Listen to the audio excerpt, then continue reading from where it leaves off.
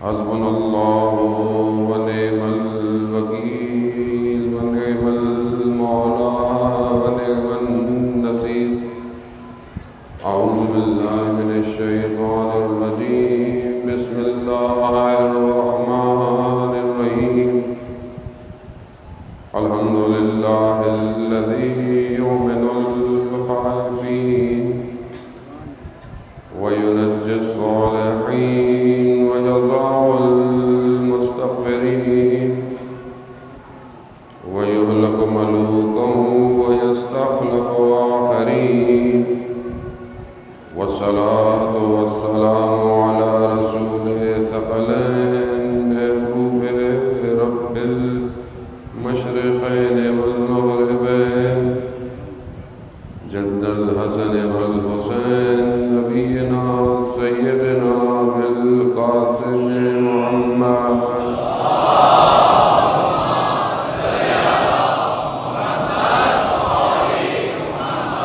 وآله الطيبين الطاهرين المعصومين. لا سيما بقية الله في الأرضين روحي وأرواحنا لتراب مقدمه الفداء. ولعنة الله على أعدائهم أجمعين. بسم الله الرحمن الرحيم. رب اشرح لي صدري ويسر لي أمري واحلل عقدة من لساني يفقهوا قولي. أما بعد فقد قال الله تعالى في كتاب الحكيم والقرآن المجيد وما خلقت الجن والإنس إلا ليعبدون. صلوات بيت محمد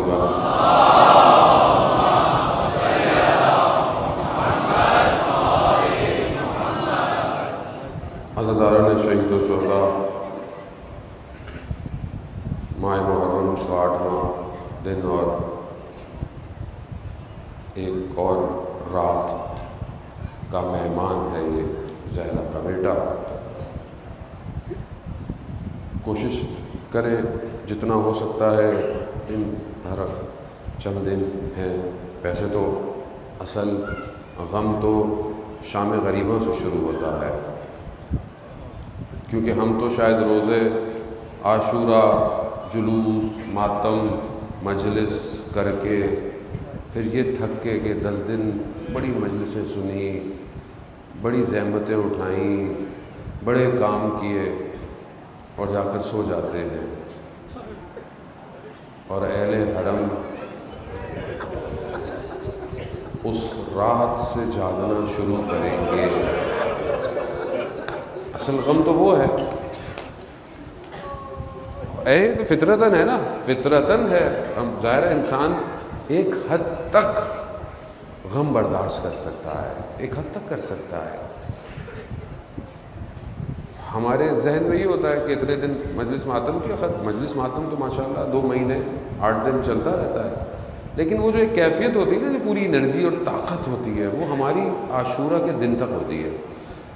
اس کے بعد پھر ہم خود بخود ڈاؤن ہونا شروع ہو جاتے ہیں، اور وہاں معاملہ اسی وقت اپنے اوج پہ پہنچا ہے.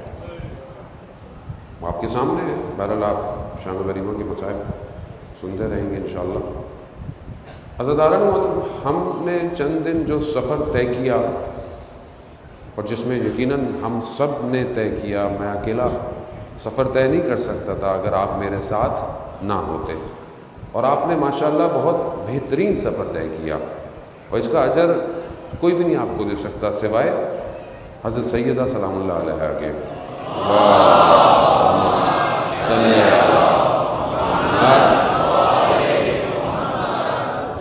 لیکن یہ ہے کہ ہم اپنے آپ کو خود اینالائز کریں، خود اپنے آپ کو سکین کریں.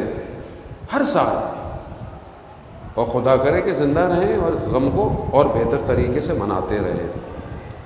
اور ہر سال یہ دیکھیں کہ میں پہلے کہاں تھا، اب کہاں ہوں۔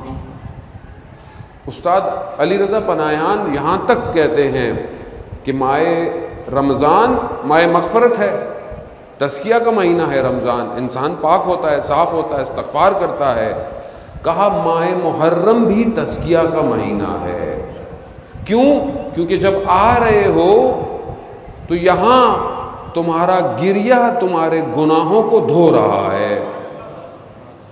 تو یہ سوچو کہ میں پہلے کیا تھا اور اب یہ محرم کے دن گزرتے جا رہے ہیں، میں کتنا تبدیل ہو رہا ہوں۔ اصل تبدیلی ہی شرط ہے کہ انسان اپنے آپ کو ویسا کر دے جیسا امام چاہتے ہیں۔ اسی لیے بار بار امام کا ذکر، اصحاب کا ذکر، اس لیے ہمیں قائد زیارتیں پڑھتے ہیں، زیارت وارثہ پڑھیں، زیارت عاشورہ ویسے بھی پڑھتے ہوں گے، لیکن جتنے علماء کی سفارشات ہیں وہ روز عاشورہ سے لے کر چہلم تک زیارت عاشورہ، 100 سلام اور 100 لان کے ساتھ۔ آپ صبح زیارت پڑھیں، ایک دفعہ بیٹھ کے نہیں پڑھ سکتے تو پورا دن ہاتھ میں تسبیح پکڑ لیں، 100 سلام ختم ہو جائیں، پھر 100 لان ختم ہو جائیں، اس کے بعد جو ہے وہ سجدہ کریں، یعنی اس کو عادت پڑے اور 2 رکعت نماز کے ساتھ۔ بہت مجرب عمل ہے زیارت عاشورہ۔ خوب یعنی کوئی ایسی چیز ہے، بڑے بڑے علماء و عرفاء نے اپنے دنیا سے جانے کے بعد جب کسی کو عالم برزخ میں موجود ہوئے دیکھا تو تاکید کی ہے کہ اس مقام پر میں زیارت عاشورہ کی وجہ سے پہنچا ہوں۔ یعنی کوئی ایسا معاملہ ہے جسے میں اس طرح محسوس نہیں کر سکتا۔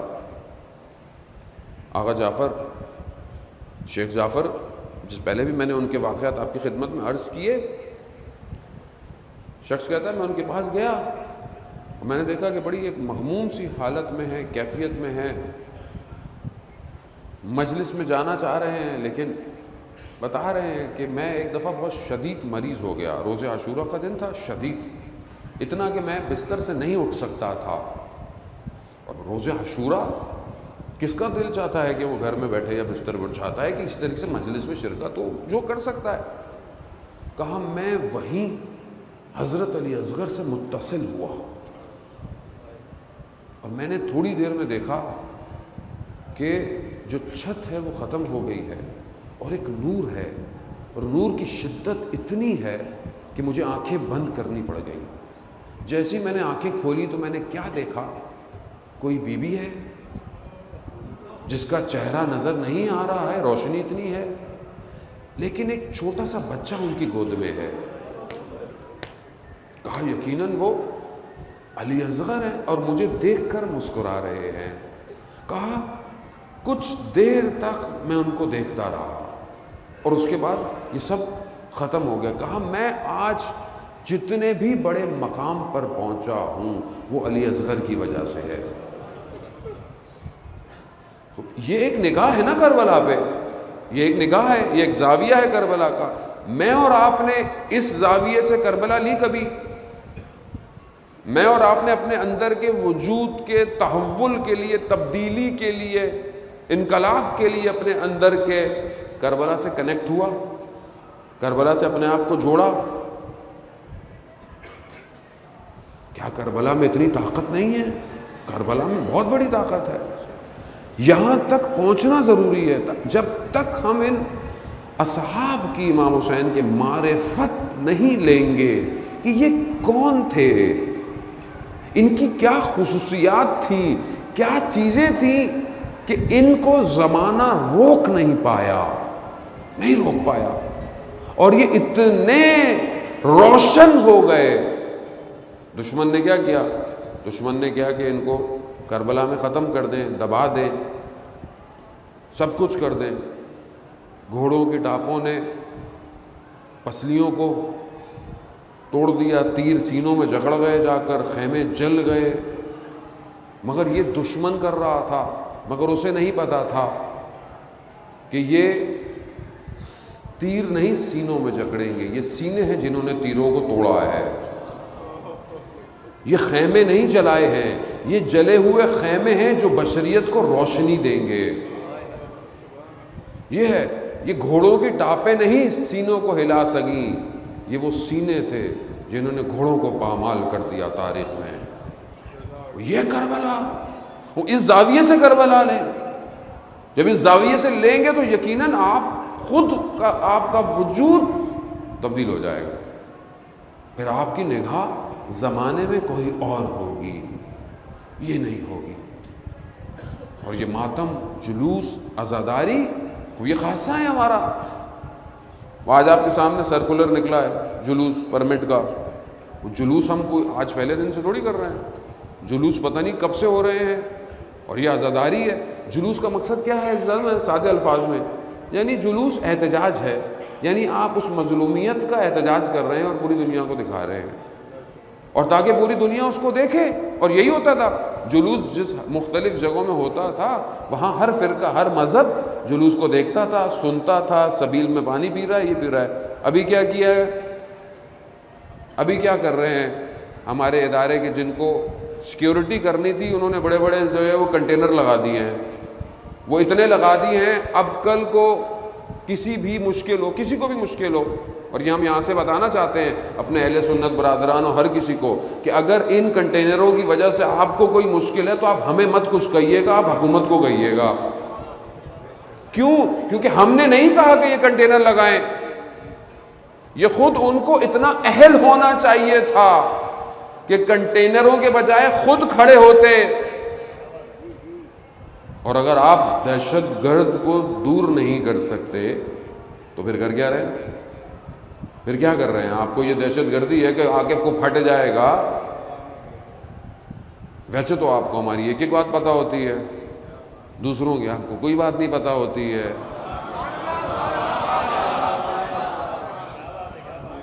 کون کہاں رہتا ہے؟ یار اب یہ تو ایسا لگ رہا ہے کہ بنکر بند گاڑی میں ہم جلوس نکالیں گے.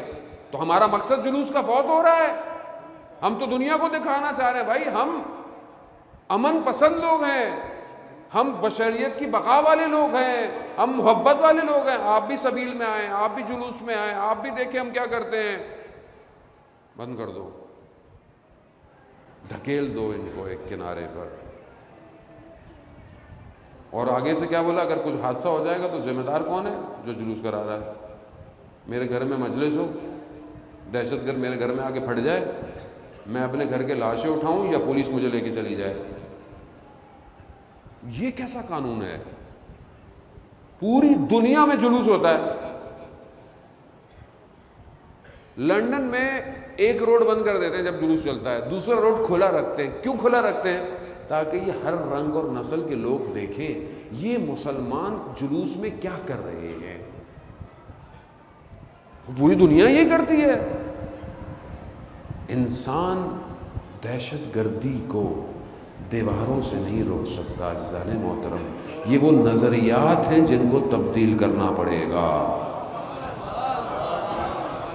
اسی لیے تو ہم مجلس میں دعوت دیتے ہیں، سب آئیے، سب سنیے. ہم کس طرف بلانا چاہ رہے ہیں؟ امام حسین نے کس طرف بلایا ہے؟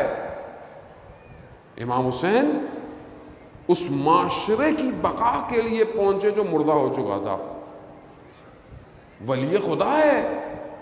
جب طاغوت اپنی طاقت کے ساتھ، اپنی ولایت کے ساتھ قوم کو نابود کرتا ہے تو پھر اس طاغوت کے مقابلے میں کون آئے گا؟ ولی آئے گا.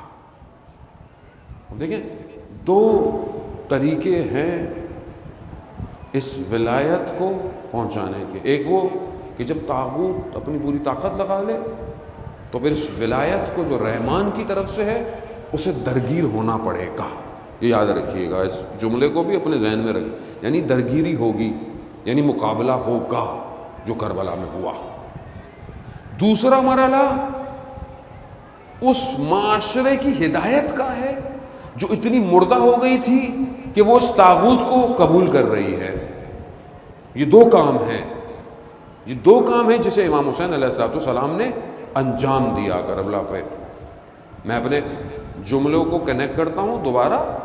کہ جو اتنے دن سے ہماری گفتگو چل رہی ہے کہ امام نے کربلا جاتے وقت جس چیز کو بیان کیا وہ یہی کہا کہ ہم جا رہے ہیں.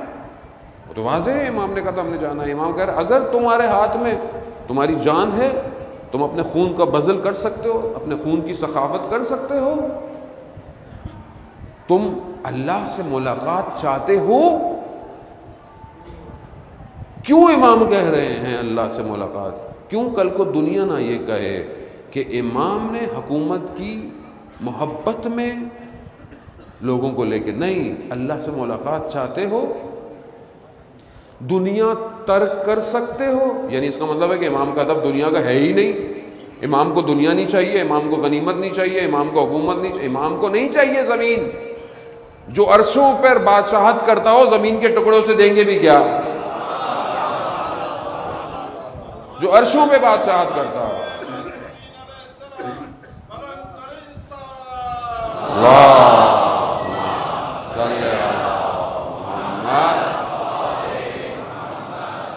جو عالم پر حکومت کر رہا ہے، جب سر نیزے پر ہے تو نہ جانے کتنے ہزار عالم ہیں جو جھکے ہوئے ہیں عالم پہ. لیکن بات یہ نہیں تھی کہ امام چاہتے. کتنے لوگ نہیں آئے، جن آئے، فرشتے آئے، سب آئے. امام نے کہا نہیں، قوم مردہ ہے.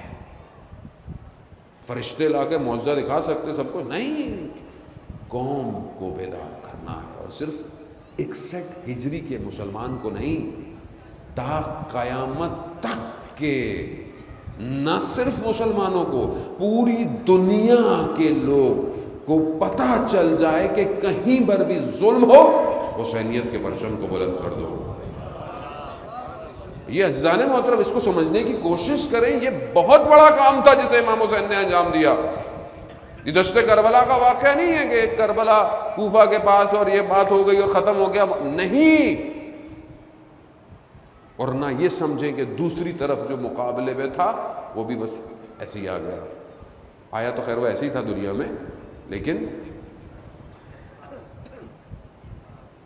ذہن پیچھے سے شیطان کا پورا پراپر چل رہا تھا کہ کیسے لے کر آنا ہے. یعنی پوری شیطانی طاقت اس شخص کے ذریعے سے پھیلی ہوئی تھی.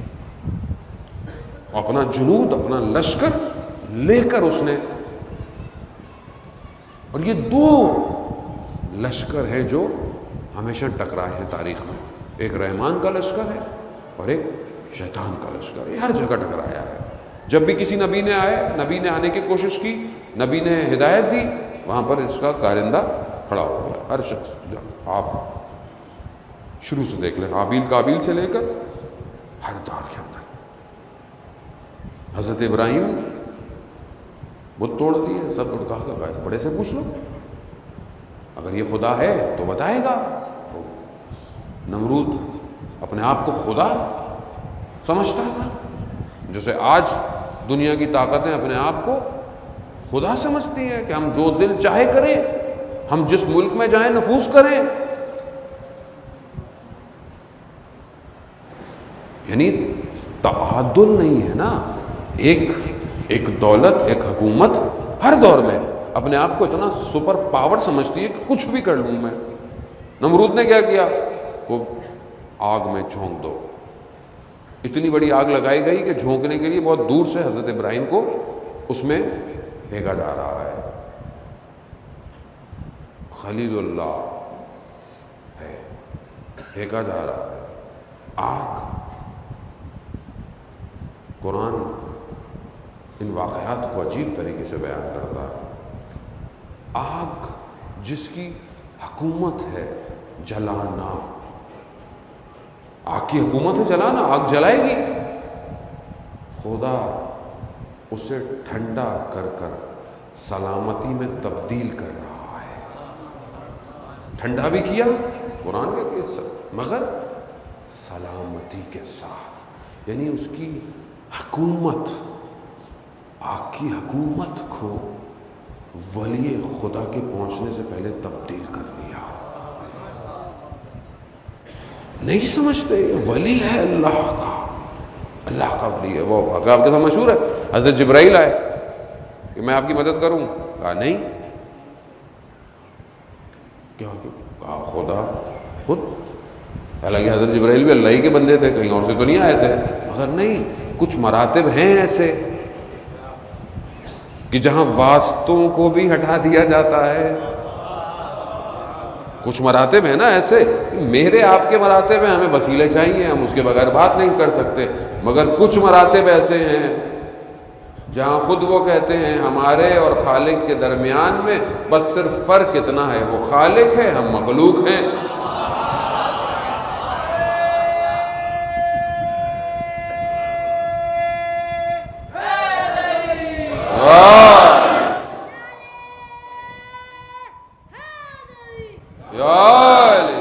اب یہ ہے نا, اب حکومت تبدیل ہو گئی اس آتش کی کہ جس کا کام ہی چلانا ہے. اب سنیے گا, جو آتش ابراہیم کے لیے بجھ سکتی ہے, خدا نے, وہ تو دنیا کی آتش تھی, خدا جہنم کی آتش کو امام حسین کی گریہ کے ہوئے آنسوں سے بجھا رہا ہے. نہیں پہنچا, کہاں سے کہاں میں آپ کو لایا. کیوں؟ کیونکہ ہم مراتب درک نہیں کر سکتے کہ کیا ہے, کون ہے حسین. اچھا میرا آپ کا کمال نہیں ہے, ہم آگ جہنم کی آتش, یہ دنیا والی آتش نہیں ہے. اور قطرہ آنسو کا, جب حضرت ابراہیم, حضرت آدم وہ نا گریہ کیا, حضرت جبرائیل آئے, کہا اللہ سے کہیں کیا, ایک ایک کر کے پنجتن, جیسے کہا بحق الحسین. حضرت آدم کا وجود بھر گیا, آنکھوں میں نمی آئی. کہا جبرائیل یہ کس کا نام ہے؟ کہا کیوں؟ کہا اس کا نام بولتے ہی میرے وجود میں کچھ ہو رہا ہے. تو پھر حضرت جبرائیل نے شروع کیا کہ حسین کون ہے. پہلی مجلس ہے روح زمین پر کہ دونوں رو رہے ہیں, یعنی معاملہ کوئی اور ہے. اسی کو تو درک کرنا ہے, محسوس کرنا ہے. امام کیا کہہ رہے ہیں؟ امام کہہ رہے ہیں اصل خدا سے ملاقات کرنی ہے, چلو دنیا چھوڑنی ہے, چلو,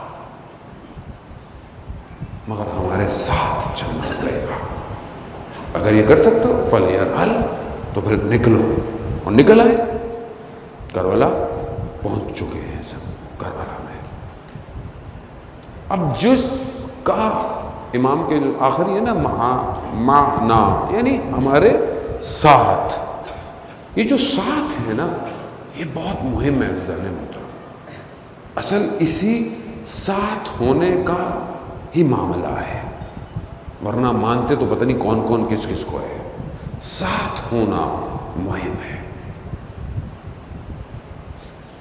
جو جتنا دنیا میں اپنے امام کے ساتھ ہوگا اتنا ہی وہ اس عالم میں اپنے امام کے ساتھ ہوگا.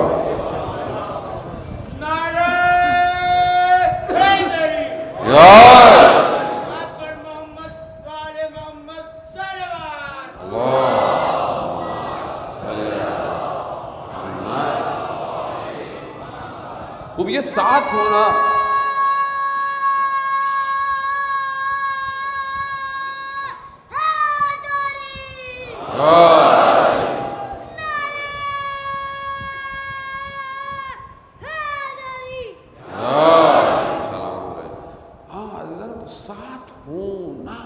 کمال ہے. ساتھ ہوں, کیسے ساتھ ہوں؟ ابھی تو امام غیبت میں, ہم کیسے ساتھ ہوں؟ اس لیے تو مجلس اور عزاداری ہے کہ ہم دیکھیں کہ ہم اپنے امام کے ساتھ کیسے ہو سکتے ہیں. خوب یہاں پر بہرحال ایک گزارش بھی کی مجھے کہ میں جعفر تیار میں بھی عرض کر چکا ہوں, اور یہاں پہ بھی بہرحال کہ یقیناً آج کی شب پچھلی سب سے زیادہ رش ہوگا، ہر جگہ ہے مجلس ہے، اس کے بعد بھی مجلسیں ہیں، ہر جگہ مجلسیں ہیں، جلوس ہے، ماتم ہے، سب کچھ ہے، لیکن بہرحال ہمیں نظم کا مظاہرہ کرنا ہے۔ ہم نظام کی جب بات کر رہے ہیں تو منظم تو ہونا پڑے گا، اور یہ منظم ہم یہیں سے ہوں گے۔ کوئی جب ہمیں یہاں دیکھے تو پتہ چلے ہم منظم ہیں، کہ خاص طور پہ جب آپ باہر نکل رہے ہیں، راستہ ایک ہی ہے، ہماری مائیں بہنیں بھی باہر نکلنی ہیں، ان کا احترام کریں۔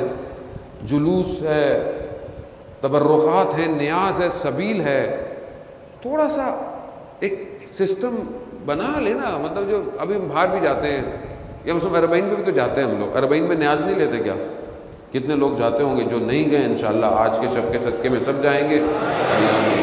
وہاں کیسے نیاز مل رہی ہوتی ہے، لوگ لائن میں کھڑے ہوئے ہوتے ہیں، کوئی لائن نہیں توڑتا، کوئی لائن نہیں توڑتا۔ کیوں نہیں توڑتے؟ یہ پاکستان نہیں ہے مولانا، وہ تو یہ پاکستان ہے، توڑ دو یہاں لائن۔ حتیٰ باہر ملکوں میں، ایئرپورٹوں میں بھی لائن میں لگے ہوئے، ہر چیز میں لائن میں لگے، یہاں ہم سے لائن ہی نہیں بنتی ہے کوئی۔ تو جو لائن نہ بنا سکے وہ لائن آف ایکشن کیا بنائیں گے؟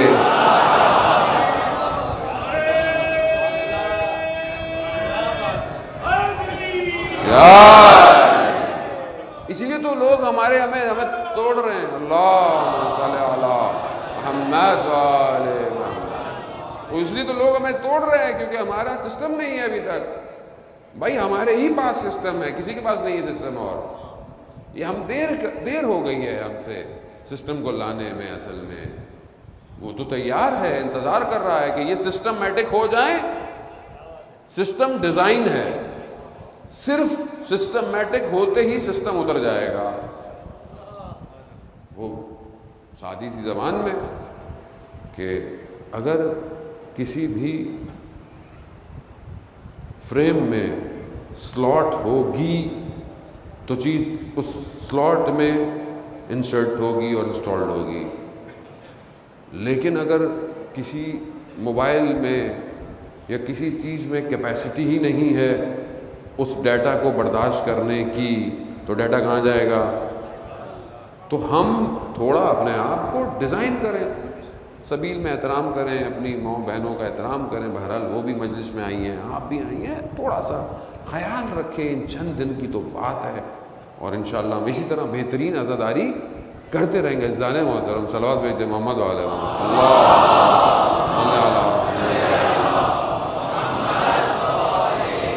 علم نکلتا ہے، تابوت برآمد ہو رہا ہے، یہ ساری چیزیں ہیں، ان سب کا خیال رکھیں۔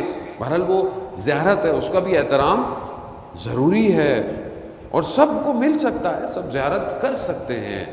یعنی یہ وہ چیزیں ہیں کہ جو ہمیں آہستہ آہستہ اپنے آپ کو بہتر کرنا ہے۔ ہم بہتر کریں گے تو دیکھیں ہم گھر میں بہتر ہوں گے، ہم پھر اپنے کام میں بہتر ہوں گے، ہم اپنے بازار میں بہتر ہوں گے، اپنے اسکولوں میں بہتر ہوں گے۔ یہ بہتری میں ہی شروع کروں گا۔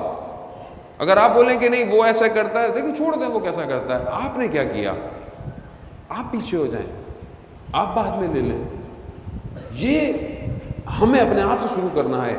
امام حسین علیہ السلام نے جو کام کیا، جس مقصد پر امام آئے ہیں، امام حسین صرف کسی ایک یا دو شخص کو صحیح کرنے نہیں آئے تھے، امام پورے سسٹم کو تبدیل کرنے کے لیے آئے ہیں، اور یہی کیا۔ کیوں کہا گیا تاریخ میں، ائمہ نے ہمیں امر کیا کہ مجلس برپا کرو، آپس میں جمع ہو، ہمارا ذکر کرو، کربلا کا ذکر کرو۔ کیوں؟ تاکہ آہستہ آہستہ آہستہ تم اپنے وجود کو تبدیل کر سکو، اور جب تبدیل ہو جاؤ گے تو خود بخود وہ آئے گا جس نے سب کو تبدیل کرنا ہے۔ یہ مجلس ہے، اللہم صلی علی محمد، تو یہ مجلسیں ہیں اس لیے، جہاں ان کی ضرورت ہے وہ اس لیے کہ ہم آہستہ آہستہ اپنے ذہنوں کو اس قابل کریں اس ولایت الہی کو ایکسپٹ کرنے کے لیے۔ وہ نور ہے، وہ ظلمتوں کو ختم کرے گا، وہ دنیا کے اندھیروں کو ختم کرے گا۔ کل جب میں نے آپ سے کہا کہ ایک سسٹم یہ ہے کہ مجھے اس سے کیا فرق پڑتا ہے، دنیا میں کوئی بھی دین ہو مجھے کوئی فرق نہیں پڑتا، میں بس اپنے گھر میں دیندار ہوں، باہر میں کچھ بھی کرتا رہوں۔ جیسے بعض لوگ کرتے بھی ہیں ایسا کہ بھائی کچھ بھی ہو، کچھ بھی کر لو، ہمیں اس سے کیا ہے مطلب۔ کاروبار جیسا بھی ہو، پیسہ حلال ہو کہ حرام ہو، اس سے کیا فرق پڑتا ہے؟ ہر سال حاجی ہونا ہے ہم نے. وہ یہ ایک سوچ ہے. دوسری سوچ کیا ہے کہ جو میں نے کل اس کو بہت ایکسپلین کیا، کہ یہ بھی چاہیے وہ بھی چاہیے، تھوڑا سا دین بھی ہو اور یہ تھوڑا ماڈرن زمانہ بھی ہو، یہ ساری چیزیں مکس ہوں، مل کر ہم آگے چلیں. ایک یہ سوچ ہے جو بہت حاکم ہے ہمارے اوپر کہ بہرحال کہنا تو نہیں چاہیے لیکن بات آ گئی ہے تو مثلاً کوئی خوشی ہے گھر میں تو حدیث قصہ بھی ہو، منقبت بھی ہو، لیکن بے پردگی بھی ہو.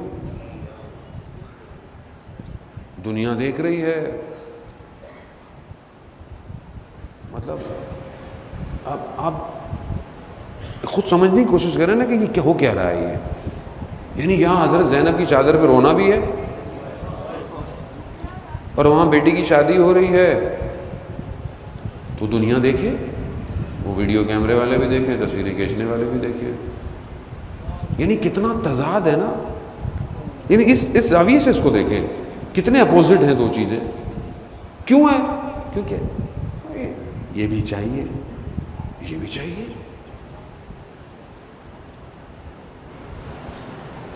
کیسا دین ہے؟ یہی ہے.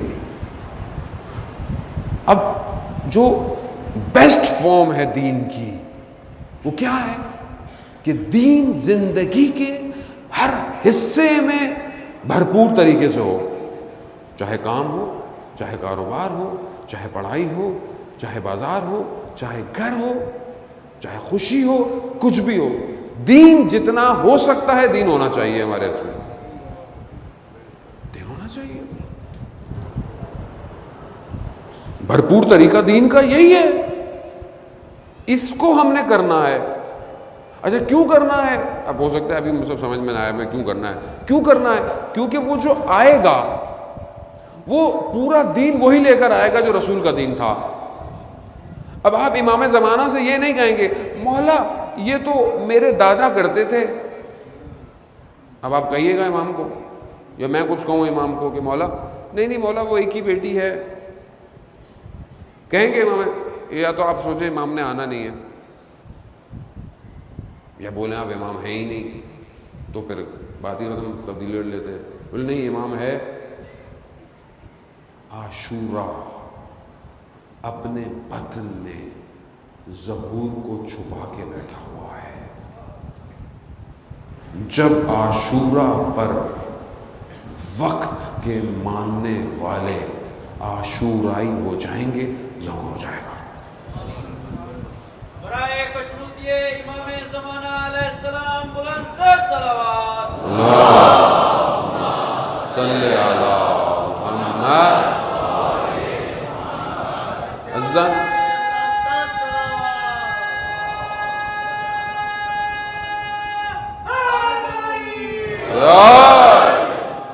اذان محترم، یہ ضروری ہے کہ ہم ذہن سازی کریں. جس مجلس میں ذہن سازی نہیں ہو رہی ہے، جو مجلس سوسائٹی کو کنسٹرکٹ نہیں کر رہی ہے، خود ہمیں سوچنا ہے. مجلس ہے ہی سوسائٹی کو بنانے کے لیے، ممبر ہے ہی ذہنوں کو بنانے کے لیے. اصحاب آئے مولا متقیان کی خدمت میں، مولا کچھ دیکھنا چاہتے ہیں. کہا جنت جہنم کتنی ہیں، کچھ دکھا دیں. امام نے کہا اگر دکھا دیا تو کافر ہو جاؤ گے. کہا مولا کیسے، ہم آپ کو جانتے ہیں، آپ اکبر ہیں، یہ ہیں وہ ہیں. اچھا چلو رات کو نماز مغرب عشاء کی پڑھنا تو میرے ساتھ چلنا. روایت بیان کرتی ہے کہ 70 لوگ تھے. نماز ہوئی، کوفہ کے بعد امام پیچھے کوفہ سے باہر نکلے، چند قدم آگے چلے، اچانک سے کیا دیکھا، ایک جگہ پہ کھڑے ہوئے ہیں، ایک جگہ پہ آتش ہے، ایک جگہ پر درخت اور نہریں ہیں. ان میں سے سوائے 2 کے اکثر نے کہا یہ تو جادو ہے، یہ تو سحر ہے. ختم ہو گیا. امام نے کہا میں نے کیا کہا تھا، میری کرامات کو برداشت نہیں کر سکتے، نہیں برداشت کر سکتے مجھے. جو 2 باغی رہ گئے تھے ان کو آگے سے مسجد کوفہ پہنچے. مسجد کوفہ خاک سے اور پتھر سے بنی ہوئی، امام نے اشارہ کیا، یاقوتوں کے اس کے ستون ہو گئے، جو دو میں سے ایک تھا وہ منکر ہو گیا، پھر چلا گیا، اب ایک ہی رہ گیا۔ امام نے کہا دیکھو اگر تم نے اس میں سے کچھ نکالا اور نہ بھی نکالا، دونوں حالتوں میں کافر ہو جاؤ گے۔ تو اس نے تھوڑا سا پتھر توڑ لیا، صبح تک رہا، انتظار کرتا رہا، دیکھا وہ روشن چمک رہا ہے۔ صبح ہوئی تو امام کو بتا دیا مولا میں نے یہ نکال دیا۔ امام نے کہا کہ اس کو واپس رکھ دو، اگر نہیں رکھا تو منکر ہو جاؤ گے۔ اس نے واپس رکھ دیا، پھر امام نے اس کو غسل حالت میں بدل دیا۔ سحر نہیں ہے، سحر نہیں ہے۔ جب جنگ تبوک میں حضرت جعفر بن ابی طالب شہید ہوئے تو رسول تک خبر پہنچی کہ وہ شہید ہو گئے ہیں۔ ان کی زوجہ کو بلایا، کہا کہ ان کے بیٹے پر عبداللہ پر ہاتھ پھیرا۔ ان کی زوجہ نے کہا کہ کیا یا رسول اللہ جعفر شہید ہو گئے؟ کہا شہید ہو گئے۔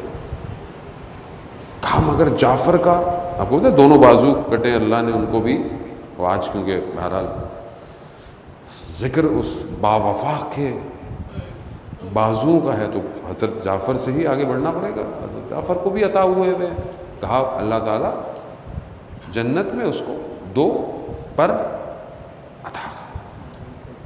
پھر رسول خدا نے حضرت جعفر اور حضرت حمزہ کی فضیلت بیان کی۔ کیا فضیلت بیان کی؟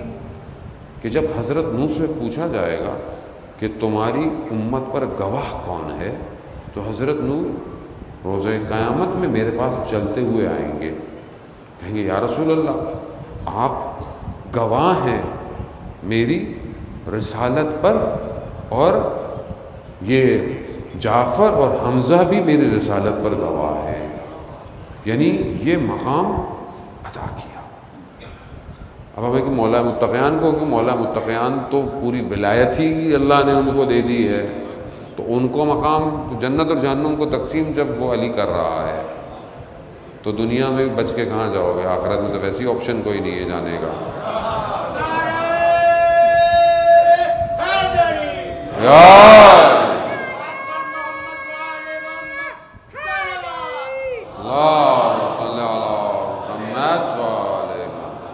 یہ مقامات ہیں، اس مقام سے دوسرے مقام میں نہیں، وہ مقامات ہی اتنے اوپر ہے۔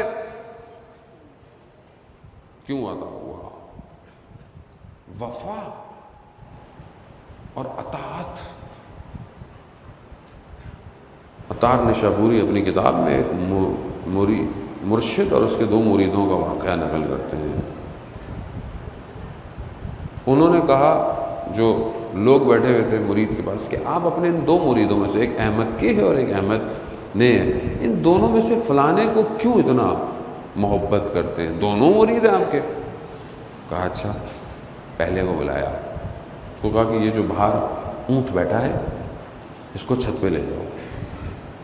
تو اس نے بولا کہ شیخ آپ کو پتہ ہے اونٹ کتنا بھاری ہوتا ہے، اس کو اٹھا کے میں اب پشت بام جاؤں گا، کیسے جاؤں گا؟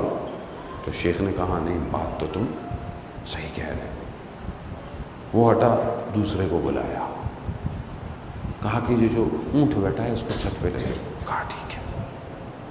باہر چلا گیا، بہت دیر ہو گئی۔ جو لوگ بیٹھے تھے انہوں نے دیکھیں، کیا دیکھیں؟ کیا دیکھتے ہیں؟ وہ مرید پوری کوشش کر رہا ہے کہ کسی طریقے سے اونٹ اٹھ جائے، اس کے پسینے چھوٹ رہے ہیں، اطاعت محض کر رہا ہے اپنے مرشد کی، اپنا دماغ نہیں چلا رہا، مرشد نے کہا ہے تو کچھ ہوگا۔ کوئی مورخ نہیں لکھ پایا کہ کہیں پر حضرت عباس نے امام حسین کو کوئی مشورہ دیا ہو۔ بس میں یہاں تک آپ کو لانا چاہتا تھا، کہیں مشورہ دیا ہو۔ بہت تامل کیا، یقیناً آپ کو اس کا بڑا اجر ملے گا. ہم اس اجر کو اس دنیا کے حساب میں ویسے بھی سمیٹ نہیں سکتے. اجر بہت بڑا ہے. اگر آج ہم ابو الفضل العباس سے متصل ہو گئے. باب الحوائج ہے، حاجتوں کا دروازہ ہے. آیت اللہ قاضی طباطبائی کہتے ہیں کہ جو کربلا زیارت پہ جائے، کربلا میں امام حسین رحمت واسع ہیں، رحمت ہے خدا کی، لیکن اس رحمت کا دروازہ ابو الفضل العباس ہے. یعنی یہاں جانا پڑے گا پھر آنا پڑے گا. کیا ہے عباس؟ اور آپ کے سامنے مولا متقیان نے عباس کی دنیا میں آنے سے پہلے عباس کی تمنا کی ہے کہ ایسا گھرانہ ملے، کہ ایسا فرزند پیدا ہو جو شجاع ہو، جو بہادر ہو. یعنی تمنا ہے علی ہے عباس. کیا ہے عباس؟ میرے چوتھے امام ارشاد فرماتے ہیں کہ رحم اللہ عمان، ہمارے چچا پر خدا رحمت کرے کہ ہمارے چچا نے کربلا میں دشمن کا مقابلہ اور اپنے بھائی اور اپنے امام پر اپنے آپ کو قربان کر دیا. یہ مقام آسان نہیں ہے. ایک مقام ایسا یہ مقام ہے کہ اللہ ان کو بہشت میں ان کے 2 بازوؤں کے بجائے ان کو پر عطا کرے کہ جو بہشت میں پرواز کرتے ہیں. چھٹے امام حضرت عباس کے لیے زیارت نامہ جو ہے وہ چھٹے امام سے ہے. خود انسان کامل ہے، چھٹا امام، اور کیا کہہ رہا ہے؟ السلام علیکہ یا ابا صالح. ابا صالح یہ آسان مقام نہیں ہے. میں درک نہیں کر پایا عباس کو ہے. آئیے دیکھیے، علماء مفسرین بیان کرتے ہیں کہ یہ جو ملائکہ ہیں نا، ملائکہ کے جو پر ہیں، یہ ملائکہ کے پر پرندوں والے نہیں ہیں. یہ بڑی چھوٹی سوچ ہے کہ جیسے پرندوں کے پر ہیں تو ملائکہ کے نہیں. مختلف ملائکہ ہیں، کسی کے 2 ہیں، کسی کے 10 ہیں، کسی کے ہزاروں پر ہیں ملائکہ. یہ پر کیا ہیں، یہ کس طرح کے ہیں، یہ ہمیں نہیں پتا. اسی سے آتے ہیں زمین میں، اسی سے جاتے ہیں، اوپر جاتے ہیں، لوگوں کی حفاظت کرتے ہیں. ملائکہ ہمارے ساتھ رہتے ہیں، 2 ہر وقت ہمارے ساتھ ہیں، ہمارے امور کو لکھ رہے ہیں. اللہ نے پروں کے ذریعے سے ان کو یہ آمد و رفت دی ہے. ہمارے ذہن میں جب پر آتے ہیں تو یہی آتا ہے. تو علماء بیان کرتے ہیں کہ حضرت عباس کے پر اس طرح پر نہیں ہے. تو پھر یہ پرواز سے کیا مراد ہے کہ یہ جو پرواز کرتے ہیں؟ کہا حضرت عباس. چھٹے امام کہتے ہیں نا کہ وہ جو مقام حضرت عباس کا شہداء دیکھیں گے، غبطے کھائیں گے، یعنی حسرت کریں گے کہ کیا مقام ہے عباس کا. کیا مقام ہے؟ بیان کرتے ہیں کہ حضرت عباس ان پروں کے ذریعے سے پورے عالم میں پرواز کرتے ہیں. پورے عالم میں، یعنی عالم امکان عباس کے پروں سے گزرتا ہوا جاتا ہے. اختیار دیکھا اپنے عباس کا؟ نہیں. شخص آیا حرم حضرت عباس میں، معذور بچہ تھا، پتہ نہیں عربی میں کچھ کہا. خادم کہتا ہے میں دیکھ رہا تھا. اس نے کہا کہ میں نے بچہ مانگا تھا، یہ کیا دیا؟ کہا اس نے اتنی تیزی سے بچے کو زری کی طرف پھینکا کہ میں بھاگا کہ اسے چوٹ لگے گی، خون ہوگا. لیکن میں جب پہنچا دیکھا بچہ بڑے آرام سے زمین پر تھا اور باپ نکل گیا، اور وہ جو معذور بچہ تھا وہ کھڑا ہو گیا سالم، اور اپنے باپ کو بلایا، اور کیا ہوا؟ کہا جیسے میرے باپ نے مجھے زری کی طرف پھینکا تھا، 2 ہاتھ زری سے بلند ہوئے،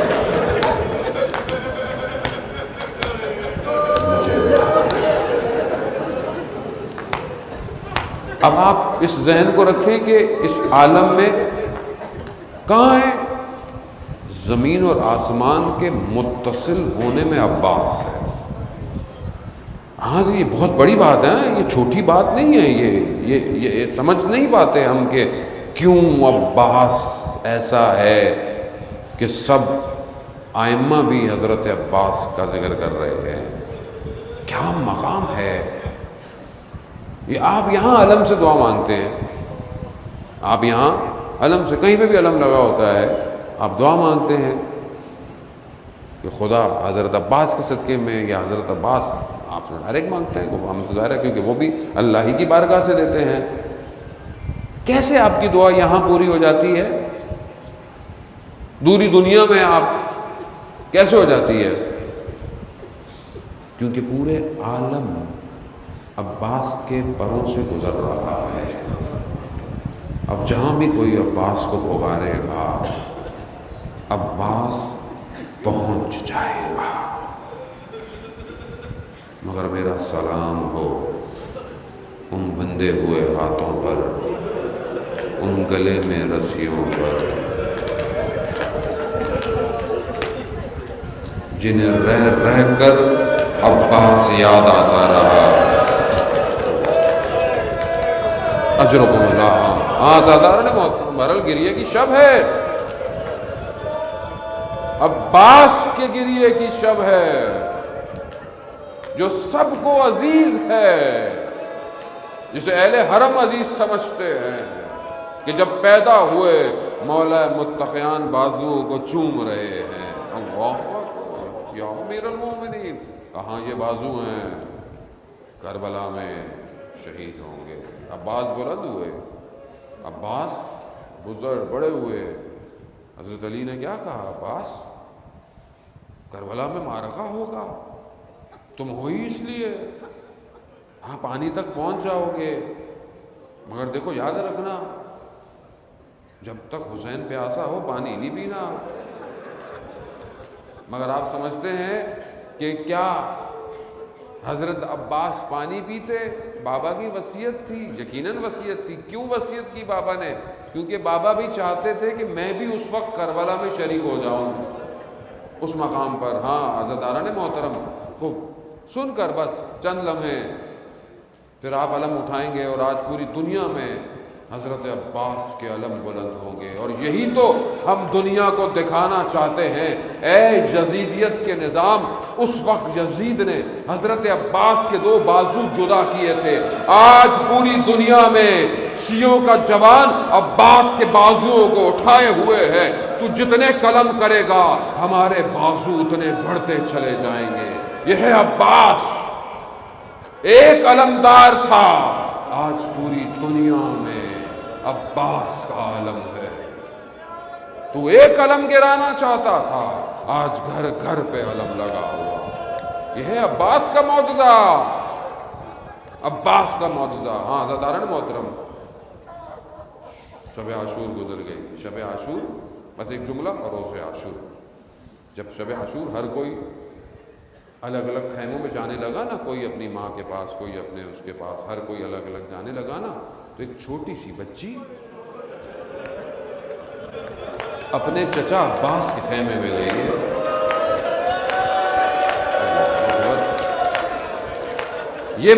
یہ جو علم پہ مشکیزہ ہے نا، یہ ایسے نہیں ہے، یہ کوئی محبت ہے، یہ ایسی محبت ہے جو دکھا رہی ہے کہ دیکھو بڑی تمنا تھی، بھتیجی نے کچھ چچا سے منگوایا تھا، آج تک دونوں ساتھ ہیں۔ ہاں عزاداران محترم، روز عاشور آئی، حضرت عباس اب اجازت مانگ رہے ہیں، مولا نہیں، اجازت نہیں مل رہی۔ آخر میں آخر میں عجیب جملے ہیں علماء کے، آخر میں 2 لوگ بچ گئے، ایک حسین ابن علی، ایک عباس ابن علی۔ اب جب حضرت عباس نے کہا نا مولا مجھے جانے دے، اب عباس کون ہے کہ جس کے وجود سے دشمن ڈرتا ہے، لیکن عباس کو جنگ کی اجازت نہیں ملی۔ کہا عباس تم ہمارے لشکر کے سردار ہو؟ عباس نے پیچھے مڑ کر دیکھا، کہا مولا وہ لشکر کہاں جس کا میں سردار ہوں؟ نہیں، اجازت نہیں مل رہی عباس کو جنگ کی۔ ایسے میں کیا ہوا، ایک بچی آئی، چچا بچے بہت پیاسے ہیں، بھائی علی اصغر کو بڑی پیاس لگی ہے۔ اب حضرت عباس کو ایک امید نظر آئی، یاد رکھیے گا اس امید کو، ایک امید نظر آئی حضرت عباس کو، چہرے کا رنگ تبدیل ہوا۔ کہا بابا سے اجازت لے دو میں پانی لے آؤں گا۔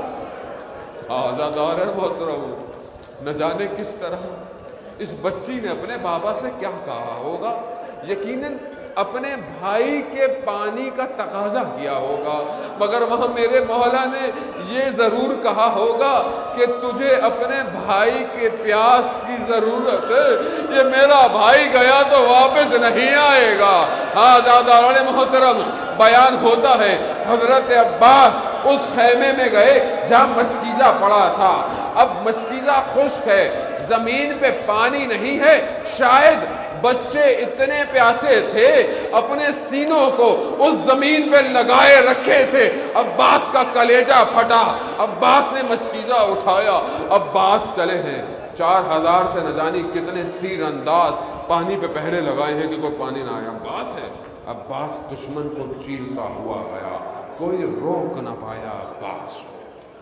عباس پانی تک پہنچ گیا، بس سنتے رہیے گا۔ ہاں زاداران محترم، پھر ساری رات ہے، ماتم کیجیے گا، گریہ کیجیے گا، ام البنین کے اس لال کا اس کو پرسا دیجیے گا کہ جو جنت البقیع میں ہے اور عباس کا انتظار کرتی رہی ہے۔ ہاں عزاداران محترم، خود یہ وہ مقامات ہیں کہ جنہیں ہمیں ان ایام میں طے کرنا ہے۔